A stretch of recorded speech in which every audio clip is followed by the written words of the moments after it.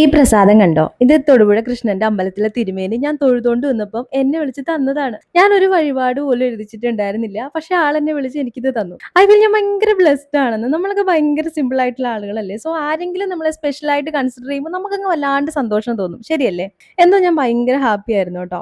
തിങ്കളാഴ്ച മോർണിംഗ് അമ്മയ്ക്ക് blood test ഉണ്ടായിരുന്നു. സോ നമ്മൾ സ്മിതയിൽ പോയിട്ട് ബ്ലഡ് ഒക്കെ കൊടുത്ത് പിന്നെ നമ്മൾ നടയിൽക്കാവ് ദേവി ക്ഷേത്രത്തിലേക്കാണ് കേട്ടോ പോയത്.